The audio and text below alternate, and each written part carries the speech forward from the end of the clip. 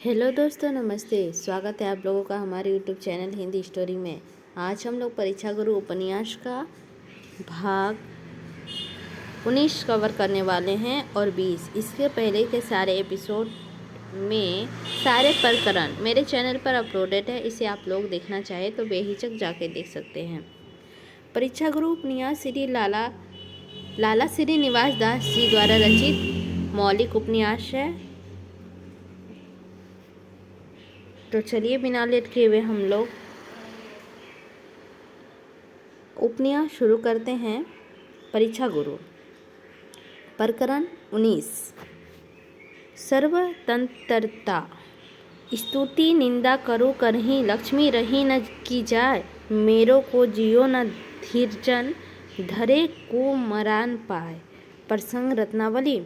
सच तो यह है कि आज लाला ब्रजकिशोर साहब ने बहुत अच्छी तरह भाईचारा निभाया। इनकी बातचीत में यह बड़ी तारीफ है कि जैसे काम किया चाहते हैं वैसा ही असर सबके चित्त पर पैदा कर देते हैं।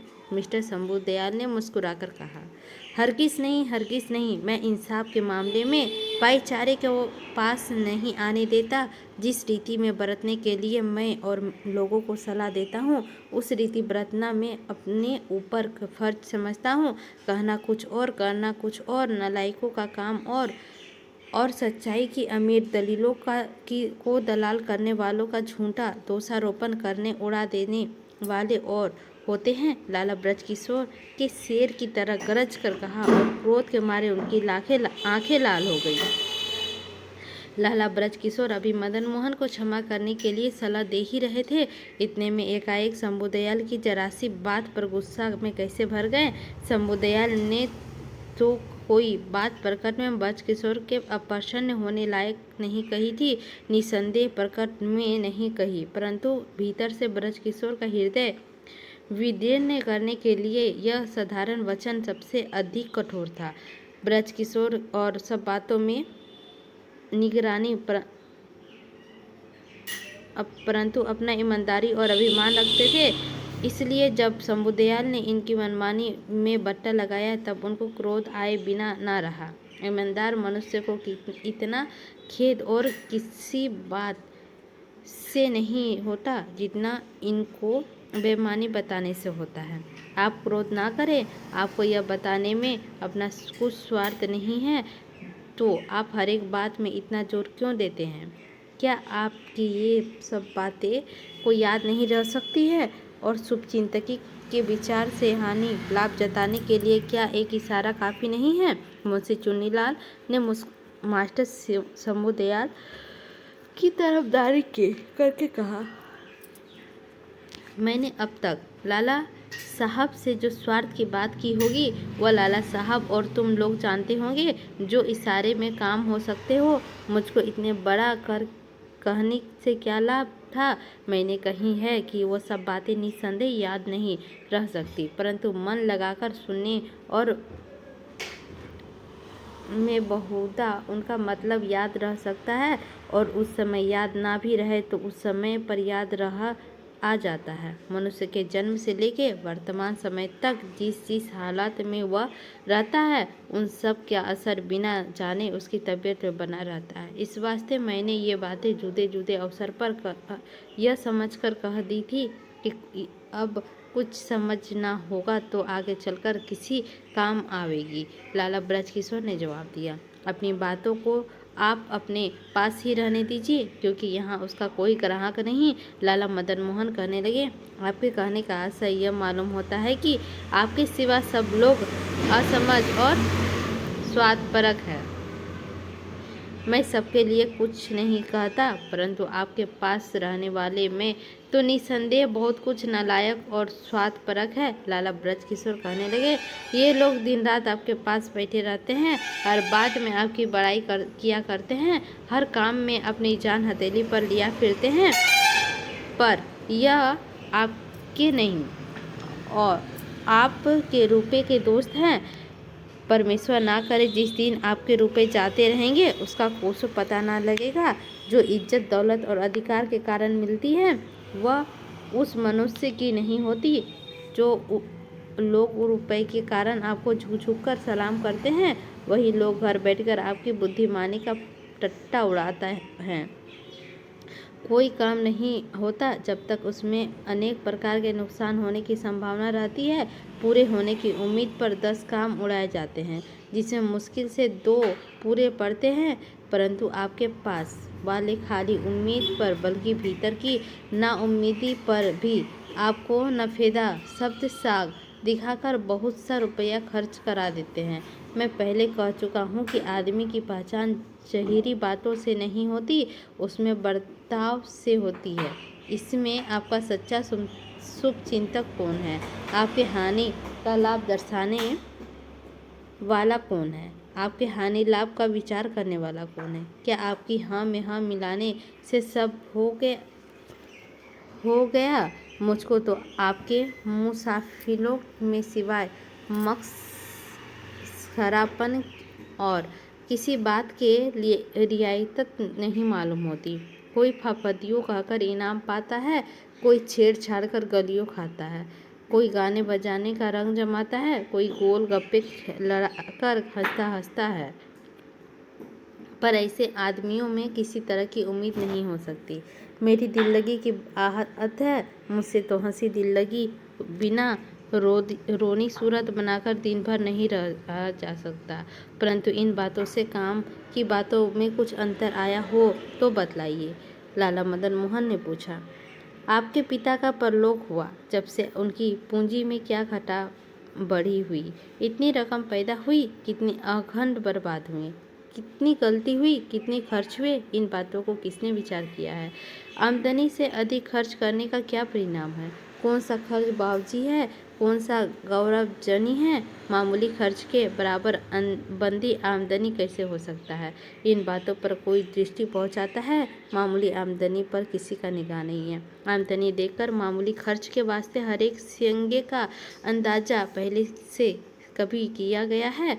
खैर, मामूली खर्चों के वास्ते मामूली तौर पर सिगेवार कुछ रकम हर साल अलग रखी जाती है। बिना जाने नुकसान खर्च और आमदनी काम होने के लिए कुछ रकम हर साल बचाकर अलग रखी जाती है।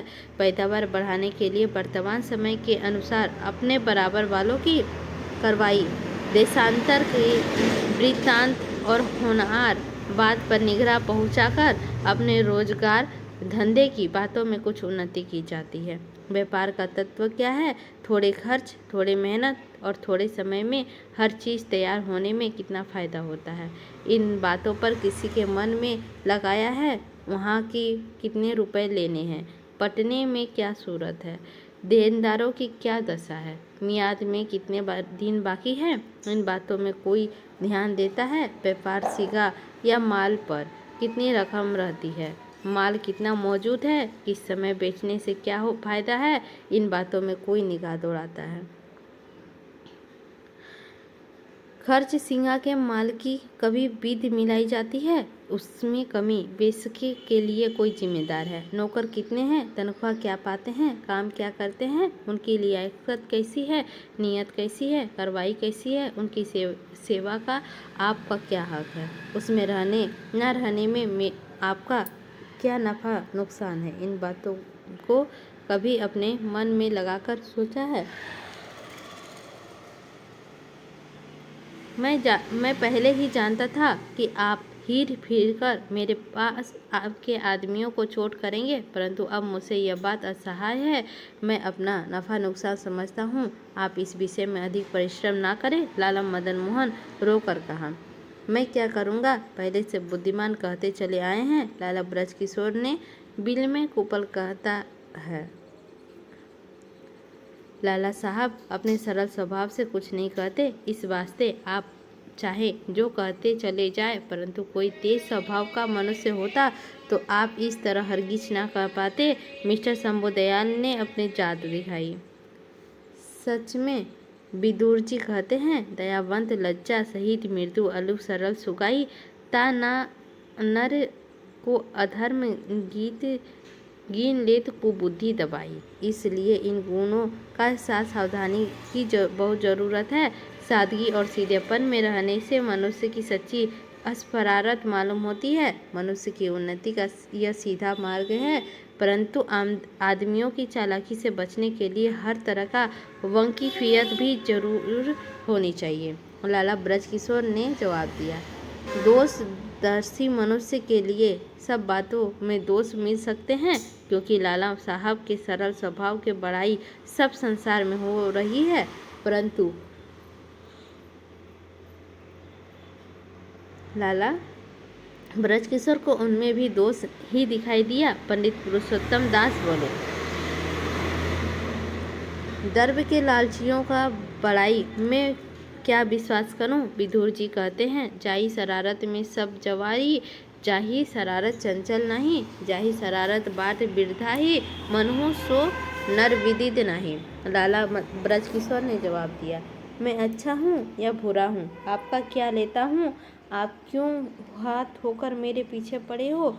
आपको मेरी रीति भांति अच्छी नहीं लगती तो आप मेरे पास न आए। लाला मदन मोहन ने बिगड़ कर कहा, मैं आपका शत्रु नहीं मित्र हूँ, परंतु आपको ऐसा ही चचता है कि जो अब मैं भी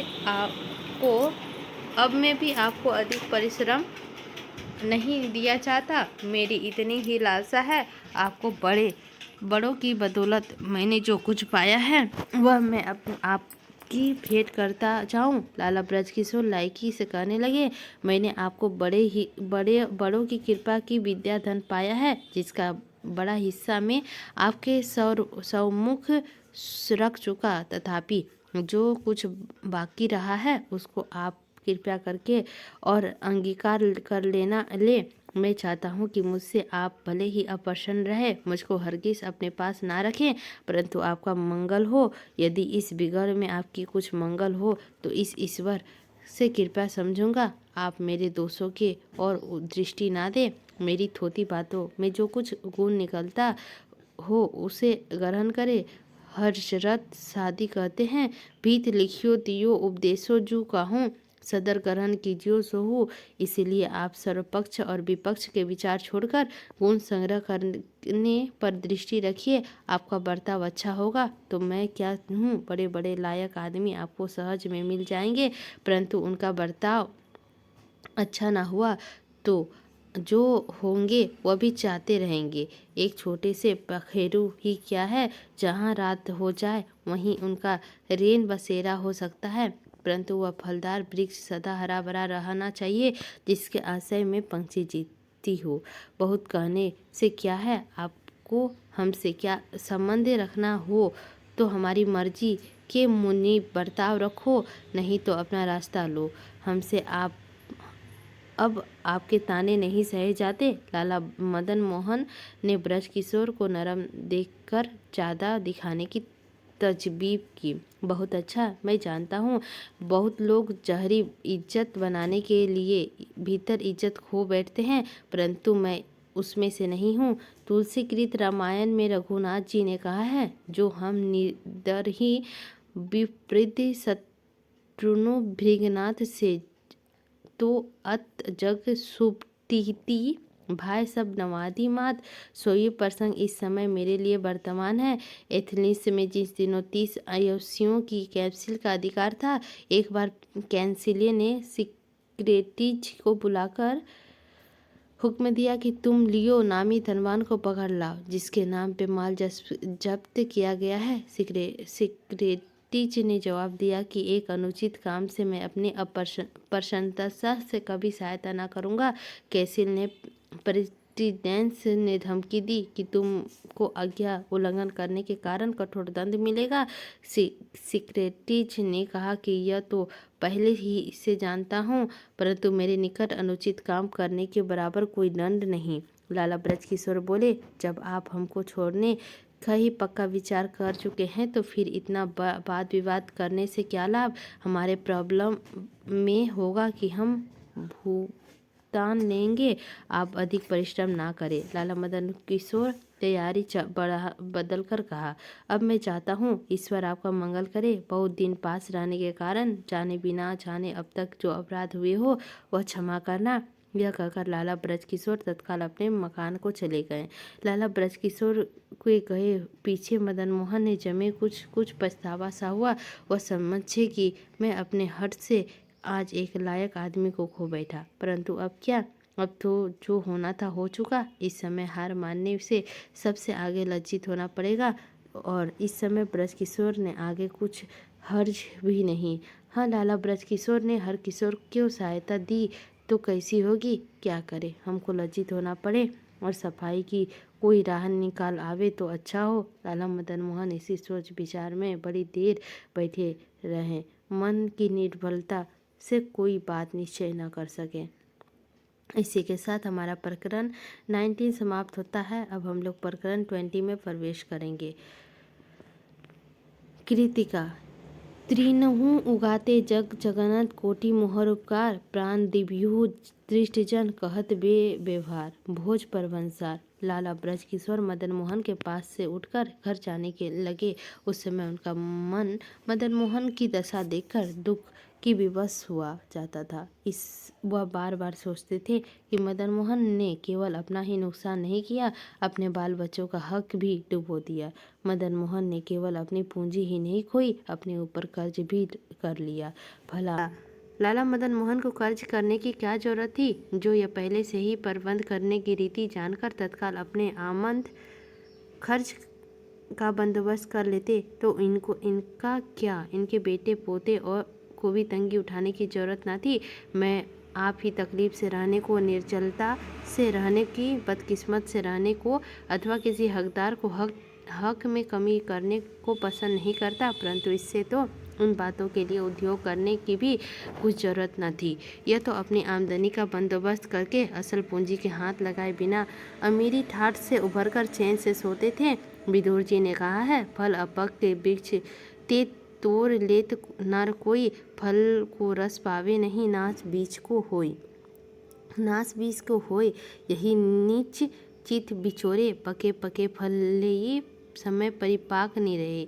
पके फल देही स्वाद रस लिए, बुद्धि बल फल देते पावे, बीज बोईते होय फरु बहु रिफल।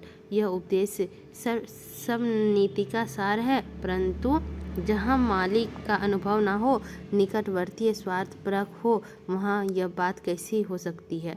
जैसे माली बाग को राखत चित चाहिए, तैसे जो कोरा कहत कहाँ दलल है ताही। लाला मदन मोहन अब तक कर्जदारी की दुर्दशा से विभ्रांत नहीं जाते।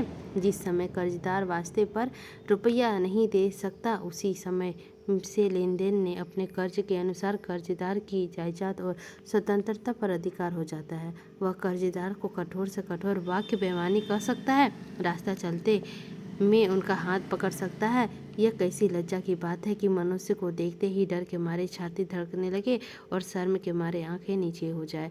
सब लोग लाला मदन मोहन की तरह फिजूल खर्ची और झूठी ठठस दिखाने में बर्बाद नहीं होते, सो मैं तो एक समझवार भी किसी का काम बिगाड़ जाने से या किसी की जमानी कर देने से या किसी के उचित कारण से इस आफत में फंस जाते हैं, परंतु बहुता लोग अमीरों किसी ठठस दिखाने में अपने भूतों से बढ़कर चलने में कर्जदार होते हैं।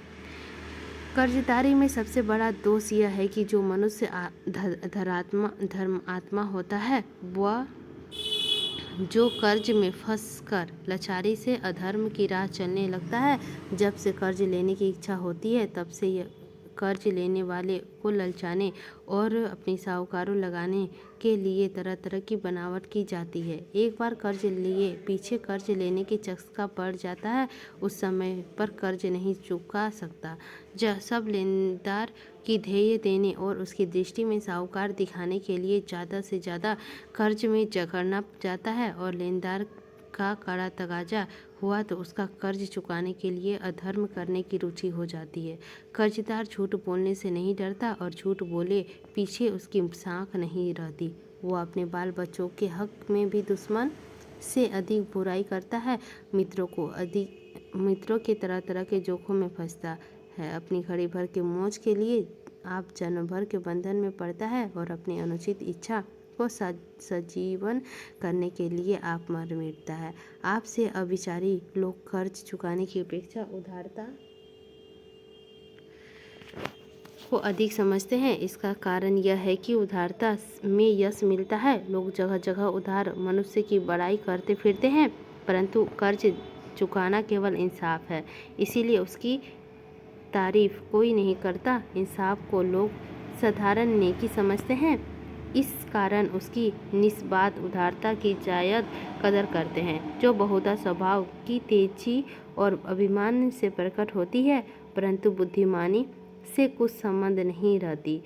किसी उदार मनुष्य से उनका नौकर चाकर कहे कि फलाना लेनदार उनके रुपए का तकाजा करने आया है और आपको फैलाने गरीब मित्र अपने निवृत्ति के लिए आप भी सहायता चाहते हैं, तो वह उदार मनुष्य तत्काल कह देगा कि लेनदार को टाल दो और गरीब को रुपए दे दो, क्योंकि लेनदार का क्या, वह तो अपना लेता, इसके देने से वाह होगी।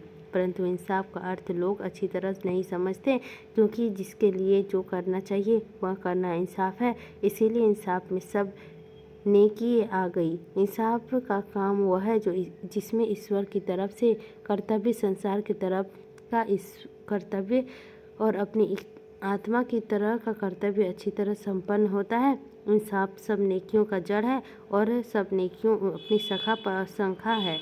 इंसाफ की सहायता बिना कोई बात माध्यम भाव से ना होगी तो सरलता, अभिविवेक, बहादुर, दुराचार, परोपकार, असमझी और उदारता फिजूल खर्ची हो जाएगी। कोई स्वार्थ रहित काम इंसाफ के साथ ना किया जाए तो उनकी सूरत ही बदल जाती है और उनका परिणाम बहुत भयानक होता है। सिवाय की रकम से अच्छे कामों में लगाए पीछे कुछ रुपए बचा और जो वो निर्दोष दिल्लगी की बातें में खर्च किया जाए तो उनको कोई अनुचित नहीं बता सकता, परंतु कर्तव्य कामों में अटकाकर दिल्लगी की बातों में रुपए या समय खर्च करना अच्छा नहीं हो सकता। अपने बूते मुजत उचित रीति में औरों की सहायता करनी मनुष्य का फर्ज है, परंतु उसका यह अर्थ नहीं है कि अपने मन के अनुमित इच्छाओं को पूरा करने के उपाय करे अथवा ऐसे उदारता पर कमर बांधे और आगे की अपना कर्तव्य संपादन करने के लिए और किसी अच्छे काम में खर्च करने के लिए अपने पास फूटी कौड़ी ना बचे, बल्कि सिवाय खर्च हो जाए। अफसोस, लाला मदन मोहन की इस समय ऐसी दशा हो रही है।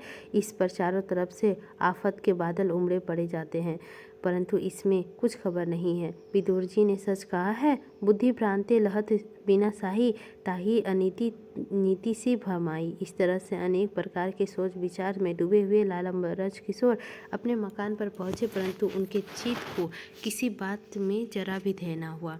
लाला ब्रज किशोर कठिन से कठिन समय में अपने मन को स्थिर रखे सकते थे, परंतु इस समय उनका चित्त ठिकाने में न था। उसने यह काम अच्छा किया कि बुरा किया, इस बात का निश्चय आप नहीं कर सकते थे।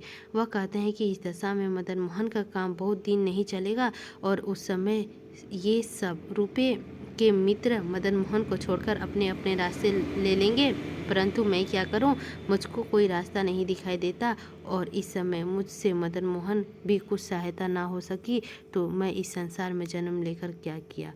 फ्रांस के चौथे हेनरी ने डी ला ड्रेमासाइल ने देश दिया था और काउंटर डी अवेनी उससे मेल रखता था। इस समय एक दिन चौथे हेनरी ने डी अवेनी से कहा कि तुम अब तक डी ला ड्रेमाइल की मित्रता कैसे नहीं छोड़ते। डी अवेनी ने जवाब दिया कि मैं ऐसी हालात में उसकी मित्रता नहीं छोड़ सकता, क्योंकि मेरी मित्रता का उपयोग करने का काम तो उसको अभी पड़ा है। पृथ्वीराज मोहबे को लड़ाई में बहुत घायल होकर मुद्दों के शामिल होने पड़े थे और समयराज भी उसके बराबर उसी दशा में पड़ा था। उस समय एक गीत आके पृथ्वीराज की आंखें निकल लाने लगा। पृथ्वीराज को उसके रोकने को समर्थ न थी। इस समय संजम राज पृथ्वीराज को बचाने के लिए अपने शरीर के मांस काट काट कर गीत के आगे फैलाने लगा, जिससे पृथ्वीराज की आंखें बच गई और थोड़ी देर बाद चंद वगैरह आ पहुंचा। हेनरी रिचमंड पिपेट के भय की ब्रिटनी छोड़कर फ्रांस को भागने लगा। उस समय से उनके सेवक सिमर ने उनके वस्त्र पहनकर उसकी जोखा अपने सिर पर ले ली और उसे साफ निकाल दिया।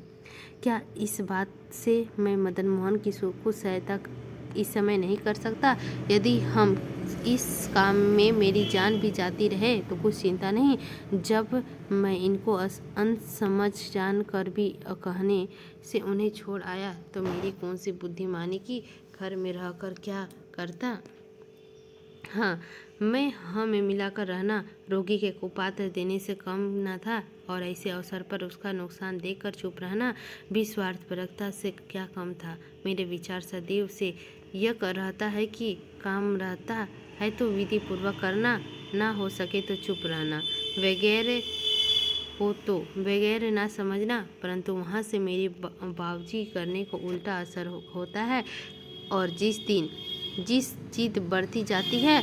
मैंने बहुत धैर्य में उनको अपने राह लेने के उपाय किए, पर उनमें से किसी हालत में अपनी हद को आगे बढ़ाना मंजूर ना किया। असल में तो ये है कि अब मदन मोहन बच्चे नहीं रहे, उनका उम्र पक गई, किसी का दबाव उन पर नहीं रहा। लोगों ने हम मिलाकर उनकी भूलों को और दृढ़ बना दिया। रुपए के कारण उनको अपनी भूलों का फल मिला और संसार के सुख दुख का अनुभव ना हो पाया। बस रंग पक्का हो गया। विदुर जी कहते हैं, संत असंत तपस्वी चोर, पापी सकुर्ती हृदय कठोर, तोसो होय बड़े बसे जहि संग, जैसे होत बसल मिल रंग। यदि सावधान हो तो अंगद हनुमान की तरह उनकी आज्ञा पालन करने में सब कर्तव्य संपादन हो जाते हैं, परंतु जहाँ ऐसा होता है वहीं बड़ी कठिनाई पड़ती है। सकड़ी गली में हाथ नहीं चलता। जब महावत कूड़ बचता है, वृंद कहता है कि ताको तयो समझाइए, जो समझे जही बनी, बेन कहत मन अधो को अजू बही के पानी। जिस समय सुग्रीव भोग विलास में फंस गया, तब रघुनाथ जी केवल उसको धमकी देकर राह पर ले आए थे। इस तरह लाला मदन मोहन के लिए क्या उपाय नहीं हो सकता? हे जगदीश, इस कठिन काम में तू मेरी सहायता कर। लाला बृजकिशोर इन बातों में विचार में ऐसे डूबे हुए थे कि उनको अपना अनुसंधान न था। एक बार वह सहसा कलम उठाकर कुछ लिखने लगे तो किसी जगह पे पूरा महसूल देकर एक जरूरी तार तत्काल भेज दिया, परंतु फिर उन्हीं बातों को सोच विचार में मग्न हो गए। इस समय उनके मुख से अन्यायी कोई शब्द बेजोड़ निकल जाते थे, जिनका अर्थ कुछ समझ में नहीं आता था। एक बार उन्होंने कहा कि तुलसीदास जी सच कहते हैं, षड्रस बहु प्रकार व्यंजन केहू दिन रहू रहने बनाने, बिन बोले संतोष जनित सुख खाए सोहू पे जाने। थोड़ी देर पीछे कहा, मुझको इस समय इस वचन पर बर्ताव रखना पड़ेगा। झूठ हूँ ऐसो बोलियो सच बराबर होय, जो अंगीरी शोभित परछान दिखावे कोई, परंतु पानी जैसा दूध से मिल जाता है, तेल से नहीं मिलता। विक्रमोर्वशी नाटक में उर्वशी के मुख से सच्ची प्रीति के कारण पुरुषोत्तम की जगह पुरूपा के नाम निकाल दिया गया था। इस तरह मेरे मुख से कुछ न कुछ निकल गया है, तो क्या होगा? थोड़ी देर पीछे कहा, लोक निंदा से डरना तो विरता है। जब वह लोग जगत जननी जनक नंदिनी की छोटी निंदा किए बिना नहीं रहे। श्री कृष्ण जी के जाति वालों ने अपवाद का उपाय नारद जी से पूछने पड़ा, तो हम जैसे तुच्छ मनुष्य को क्या गिनती है? सादी ने लिखा है, एक विद्वान से पूछा गया था कि कोई मनुष्य ऐसा होगा कि जो रूपवान सुंदरी के साथ एकांत में बैठा हो, दरवाजे में बंद हो, पहरे वाला सोता हो और मग्न लालसा हो रहा हो, कम प्रबल हो और वह अपने दाम पर बल से निर्दोष बच सके। उसने कहा कि हाँ, वह रूपवान सुंदरी वह रूपवान सुंदरी से बच सकता है, परंतु कर्तव्य ना करना बड़ी भूल है। धर्म औरों के लिए नहीं, अपने लिए है, और अपने लिए भी फल की इच्छा से नहीं, अपना कर्तव्य पूरा करने के लिए करना चाहिए। परंतु धर्म अधर्म हो जाए, नेकी करते भलाई पल्ले पड़े, औरों को निकलते बार बार आप गोता खाने लगे तो कैसे हो रुपए का लालच बड़ा प्रबल है और निर्धनों को तो अब उनके काम निकालने की चाबी होने के कारण बहुत ही ललचता है। थोड़ी देर के पीछे कहा, हलदल दास ने कहा है, बिन काले मुख नहीं पलाश को अरु ही है, बिन बूझे न समुद्र काहो मुक्ता पाई है। इस तरह गोल्ड स्मिथ कहते हैं कि साहस के बिना आलस्य वस्तु हाथ नहीं लग सकती। इसीलिए ऐसी साहसी कामों के अपनी नीयत अच्छी रखनी चाहिए।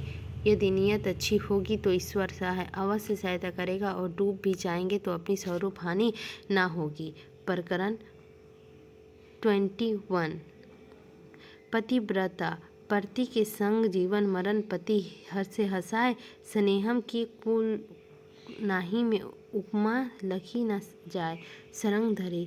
लाला ब्रज किशोर ने जाने कब तक इस भवन में फंसे रहते, परंतु मदन मोहन की पवित्रता स्त्री के पास से उन्हें 2 नन्हे बच्चों को लेकर एक बुढ़िया आ पहुंची। उसमें ब्रजकिशोर का ध्यान बढ़ गया। उन बालकों के आंख में नींद धुल रही थी। उनके आते ही ब्रजकिशोर ने बड़े प्यार से अपनी गोदी में बिठा लिया और बुढ़िया से कहा, इनको इस समय यहाँ क्यों हैरान किया? देखकर आंखें में नींद धुल रही है, जिसमें ऐसा मालूम होता है कि मानो यह भी अभी अपने बाप के काम काज में निर्बल अवस्था देखकर उदास हो रहे हैं। उनको छाती से लगाकर कहा, साहब, बेटे साहब, तुम अपने बाप को भूल नहीं समझते तो भी उदास मालूम होते हो, परंतु यह सब कुछ समझता है तो भी तुम्हारी हानि लाभ में कुछ विचार नहीं करता। झूठी जिद अथवा हठधर्मी में तुम्हारा बावर्ची हक खोए देता है। तुम्हारे बाप के लोग बड़े उदार और दयालु बनाते हैं, परंतु वह जैसा कठोर चित्त है कि अपने गुलाम जैसे कोमल और गंगाजल जैसे निर्बल बालकों के साथ विश्वासघात करके उनको जन्म भर के लिए दरिद्री बनाए देता है। वह नहीं जानता कि एक हकदार का हक छीनकर मुक्तखोरों को लुटा देने में कितना पाप है। कहो अब तुम्हारे वास्ते क्या मंगवाए? खिलौने? छीटे ने कहा, बर्फी। बड़े बोले कि दोनों ब्रजकिशोर के मुंह पकड़कर खेलने लगे। ब्रजकिशोर ने बड़े प्यार से दोनों को गुलाबी गालों पर एक एक मीठी सी चुम्मी ले ली और नौकरों को आवाज़ देकर खिलौने और बर्फी लाने को हुक्म दिया। जी, इनकी माँ ने तो बच्चे आपके पास भेजे हैं, बुढ़िया बोली, और कह दिया है कि इनको आपके पाँव में डालकर कह देना कि मुझको आप के क्रोधित होकर आप चले जाने का हाल सुनकर बड़ी चिंता हो रही है। मुझको अपने दुख सुख का विचार नहीं, मैं तो उनके साथ रहने में सब तरह प्रसन्न हूँ, परंतु इन छोटे छोटे बच्चों को क्या दशा होगी? इनको विदा कौन पढ़ाएगा? नीति कौन सिखाएगा? इनकी उम्र कैसे कटेगी? मैं नहीं जानती कि आपको इस कठिन समय में अपना मान मारकर इनकी बुद्धि सुधारनी चाहिए थी, अथवा इनको अधर धार में लटका कर ले जाना चाहिए था। खैर, आप उन पर नहीं तो अपने कर्तव्य पर दृष्टि करें, अपने कर्तव्य पर नहीं तो इन छोटे बच्चों पर दया करें। ये अपनी रक्षा आप नहीं कर सकते, इनको बोझ अपने सिर पर है। इनकी खबर ना लोगे तो संसार में इनका कहीं पता ना लगेगा और ये बेचारे यूं ही झूर कर मर जाएंगे। यह बात सुनकर ब्रजकिशोर की आंखें भर आई। थोड़ी देर कुछ नहीं बोला गया, फिर चित्त स्थिर कर कहने लगे, तुम बहन से कह देना कि मुझको अपना कर्तव्य अच्छी तरह याद है, परंतु क्या करूं, मैं विवश हूँ। काल की कुटिल गति में मुझको अपने मनोरथ के विपरीत आचरण करना पड़ता है, तथापि वह चिंता ना करे। ईश्वर का कोई काम भलाई से खाली नहीं होता। उन्हें इसमें भी अपना कुछ न कुछ हित के लिए सोचा होगा। लड़कों की तरफ देखकर कहा, बेटे तुम कुछ उदास मत हो। जिस तरह सूर्य चंद्रमा के ग्रहण लग जाता है, इसी तरह निर्दोष मनुष्य पर भी कभी कभी अनायास विपत्ति आ पड़ती है, परंतु उस समय उन्हें अपनी निर्दोषता पर विचार करके मन में धैर्य रखना चाहिए। उन असमझ बच्चों को इन बातों में कुछ परवाह न थी। बर्फी के खिलौने के लाचार से उनकी निंदा उड़ गई थी। इस वास्ते वह तो हर एक चीज को उठाया धरी में लग रहे थे और ब्रजकिशोर का तगाजा जारी था। थोड़ी देर में बर्फी के खिलौने भी आ पहुँचे। इस समय उनकी खुशी की हद ना रही। ब्रजकिशोर दोनों ने बर्फी बांटा चाहते थे, इतने में छोटे हाथ मारकर सब ले भागा और बड़ा उसे छीनने लगा, तो सब के सब एक बार मुंह में रख गया। छोटा मुंह था, इसीलिए वह मुंह में नहीं समाती थी, परंतु वह खुशी से कुछ थोड़ी न थी। कन आँखियाँ में के बड़े की तरफ देखकर मुस्कुराया जाता था और नाचता रहता था। वह भोला भाला सूरत ठुमक ठुमक कर नाचना, छिप छिप कर बड़े की तरफ देखना, सैर मारना, उनके मुस्कुराने में दूध के छाटे छाटे दूधों की मोती सी झलक दिखाई देती थी। थोड़ी देर के लिए ब्रजकिशोर अपने सारा विचार भूल गए, परंतु इनको नाचता कूदता देखकर अब बड़ा मचल उठा। उसने सब खिलौने अपने कब्जे में कर लिया और ठिनक ठिनक कर रोने लगा। ब्रजकिशोर उनको बहुत समझाते थे कि वह तुम्हारा छोटा भाई है, तुम्हारे हिस्से की बर्फी खा ली तो क्या हुआ, तुम ही जाने दो। परंतु यहाँ इन बातों को कौन सुनता था। उधर छोटे खिलौने को छीना झपटी में लग रहे थे। निदान ब्रजकिशोर को बड़े ही वास्ते बर्फी, छोटे के वास्ते खिलौने फिर मांगने पड़े। अब दोनों की रजामंदी हो गई तो ब्रजकिशोर ने बड़े प्यार से दोनों को एक मीठी चुम्मी लेकर विदा किया और जाति मार बुढ़िया को समझा दिया कि बहन को अच्छी तरह समझा देना, कुछ चिंता ना करे। परंतु बुढ़िया मकान पर पहुंची, जितने में वहां के रंगत ही बदल गई। मदन मोहन के साले जगजीवन दास अपनी बहन को लिवा ले जाने के लिए मेरठ से आए थे। वह अपनी माँ अर्थात मदन मोहन की सास की तबीयत अच्छी नहीं बताते थे और आज ही रात को रेल में अपनी बहन को मेरठ लिवा ले जाने की तैयारी कर रहे थे। मदन मोहन की स्त्री में मन में इस समय मदन मोहन को अकेले छोड़ जाने का बिल्कुल ना थी, परंतु एक तो वह अपने भाई के लज्जा के मारे कुछ ना कह सकती थी, परंतु माँ मंगती का मामला था। तीसरे मदन मोहन हुक्म दे चुके थे, इसीलिए वह लाचार होकर उस समय 2-1-3 वास्ते जाने के लिए तैयार की थी। मदन मोहन की स्त्री अपने पति की सच्ची प्रतिमान, शुभचिंतित, दुख सुख की साधन और आज्ञा में रहने वाली थी। वह मदन मोहन के प्रारंभ से ही उसमें बहुत सी प्रति रखता था, परंतु जब से वह चुन्नीलाल और शंभुदयाल आदि नए मित्रों की संगति में बैठने लगा, न रंज की धूल लंगी बेसियाओं के झुंडे हाव भाव देखकर लोटपोट हो गया। हाय सुबहान अल्लाह, क्या जोबन खिल रहा है, वल्लाह क्या बहार आ रही है, चरम बहादुर क्या भोली भोली सूरत है। हाय अरे परे हटो, मैं कुर्बान, मुझे ना छेड़ो, खुदा की कसम मेरी तरफ तिरछी नज़र से ना देखो। बस यह चोचले की बातें चित्त में चुप गई। किस बात का अनुभव तो ना ही था। तराई की तरंग, शंभुदयाल और चुन्नीलाल आदि की संगति द्रव्य के अधिकार में नशे में ऐसे चुकचूर हुआ कि लोक परलोक की कुछ खबर ना रही। यह बेचारी सीधी सादी सुयोग स्त्री अब गंवारी मालूम होने लगी। पहले कुछ दिन यह बात छिपी रही, परंतु प्रीति का फूल में कीड़ा लगे पीछे वह रस कहाँ रह सकता है। उस समय परस्पर के मिलाप में किसी का जी नहीं भरता था। बातों की कुल छट्टी कभी सुलझाने नहीं पाती थी। आधी बात मुंह पे और आधी बात होठ में हो जाती। आँख के पीछे मिलते ही दोनों को अपने आप हंसी आ जाती थी। केवल हंसी नहीं, वह हंसी में धूप छाया की तरह आधी प्रीति की आधी लज्जा की झलक दिखाई देती थी और सही प्रीति के कारण संसार में कोई वस्तु सुंदरता में उससे अधिक नहीं मालूम होती थी। एक ही गुप्त दृष्टि सदा दूसरे की ताक में लगी रहती थी। क्या चिटपट देखने में, क्या रमणीक स्थानों को सैर करने में, क्या हंसी दिल लगी की बातों में कोई मौका नोक झोंक में खाली नहीं जाता था और संसार के सब सुख के प्राण जीवन बिना उनको फीके लगते थे। परंतु अब वह बातें कहाँ हैं। उसकी स्त्री अब तक सब बातों को वैसी ही दृढ़ है, बल्कि अज्ञान अवस्था में अपेक्षा से अधिक प्रीति रखती है। परंतु मदन मोहन के चित्त वह ना रहा। वह उस बेचारी को कोसों भागता है, उसके आपस समझता है। क्या इन बातों को अनसमझ तरुणों की प्रीति केवल आंखों में ही नहीं मालूम होती? क्या वह उसकी बेदर्दी और झूठी हिंसा को सबसे अधिक प्रमाण है? क्या यह जाने पीछे कोई विद्वान ऐसे अनसमझ आदमियों की प्रतिज्ञाओं का विश्वास कर सकता है? कोई ऐसी पवित्र प्रति के जोड़े में अंदर डालने वालों को वाल्मीकि ऋषि का श्राप भस्म कर ना करेगा?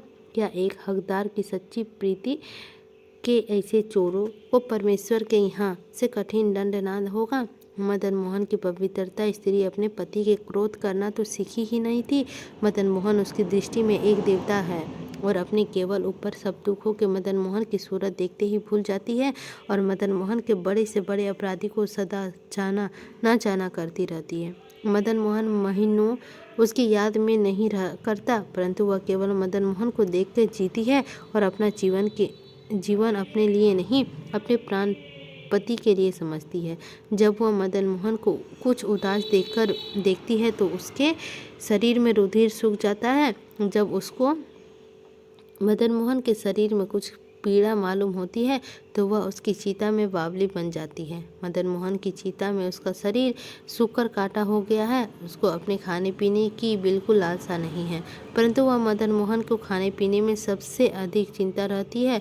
वह सदा मदन मोहन की बड़ाई करती रहती है और जो लोग मदन मोहन का जरा भी निंदा करते हैं वह उनकी शत्रु बन जाती है और सदा मदन मोहन को प्रसन्न करने के लिए उपाय करती है।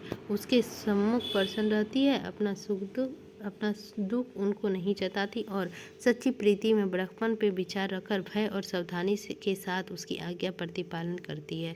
थोड़े खर्च में घर का प्रबंध ऐसे अच्छी तरह कर रखा है कि मदन मोहन के घर के कामों में जरा परिश्रम नहीं करना पड़ता। जिस समय फुर्सत में खाली बैठकर और लोगों को पंचायत और स्त्रियों के गहने गाड़ी में थोते बातें में बदले कुछ लिखने पड़ते, कसीदा कढ़ाई के चित्र आदि बनाने का अभ्यास कर रहती है। बच्चे बहुत छोटे हैं, परंतु उनको खेल ही खेल में अभी उनकी नीति का तत्व समझाए जाते हैं और बेमालूम रीति के धीरे धीरे हर एक वस्तु का ज्ञान बढ़कर ज्ञान बढ़ाने की उसकी स्वाभाविक रुचि उत्तेजित दिया जाता है, परंतु उसके मन में किसी तरह का बोझ नहीं डाला जाता। उसके निर्दोष खेलकूद और हंसने वाले कुछ स्वतंत्रता में किसी तरह की बाधा नहीं होने पाती। मदन मोहन की स्त्री अपने पति को किसी समय मौके से नेक सलाह भी देती है, परंतु बड़े के दबाव कर नहीं, बराबर वालों की तरह छड़कर का नहीं, छोटों की तरह अपने पति को पदवी का विचार करके, अपने चित्त दुखित होने विचार करके, अपने अज्ञानता प्रकट करके स्त्रियों की ओझी समझ जाती है और धीरज से अपना भाव प्रकट करती है, परंतु कभी लौटकर जवाब नहीं देती, विवाद नहीं करती। अपने बुद्धिमती चुन्नीलाल और शंभुदयाल इत्यादि के स्वाद परतता से अच्छी तरह भेदी है, परंतु पति की ताबेदारी करना अपना कर्तव्य समझकर समय की बाट देख रही है और ब्रजकिशोर को मदन मोहन का सच्चा शुभचिंतन जताकर केवल उसी में मदन मोहन की भलाई की आशा रखती है। वह कभी ब्रजकिशोर से सम्मुख होकर नहीं मिली, परंतु उसका धमक की भाई भांति है। वह केवल अपने पति की भलाई के लिए जो कुछ नया वित्रांत कहलाने का लायक मालूम होता है वह चुप उनसे कहला भेजती है। ब्रजकिशोर भी उनको धर्म की बहन समझता है। इस कारण अब ब्रजकिशोर के अन्यास क्रोध करने चले, पर उसमें मदन मोहन के ब्रजकिशोर का दया उत्पन्न करने के लिए इस समय अपने नन्हे बच्चों को टहलने के साथ ब्रजकिशोर के पास भेज दिया था, परंतु वह लौटकर आए इतने में वह अपनी ही मेरठ जाने की तैयारी हो गई और रातों रात वहां जाना पड़ा। इसी के साथ हमारा प्रकरण एक ही समाप्त होता है। प्रकरण 22 हम लोग अगले चैप्टर में कवर करेंगे, अगले एपिसोड में कवर करेंगे। आई होप आप लोगों को अच्छी लगी होगी उपन्यास। तो लाइक कीजिएगा, चैनल पर नए होंगे तो सब्सक्राइब कीजिएगा, कमेंट करके बताइएगा कि कहाँ कुछ गलती हो रही है, मैं उसे सुधारने की कोशिश करूँगी। और हाँ, यदि आप लोगों को लगे किसी के साथ शेयर करना तो आप लोग शेयर कर सकते हैं। और इसी के साथ लेते हैं हम विदा, मिलते हैं अगले एपिसोड प्रकरण 22 लेकर। आई होप आप लोगों को अच्छी लगी होगी, तो प्लीज़ लाइक कीजिएगा। इसी तरह के वीडियो और इसी तरह की कहानी, स्टोरी, उपन्यास देखने के लिए हमारे चैनल को सब्सक्राइब करके बेल आइकन को प्रेस कर दीजिए। मिलते हैं अगली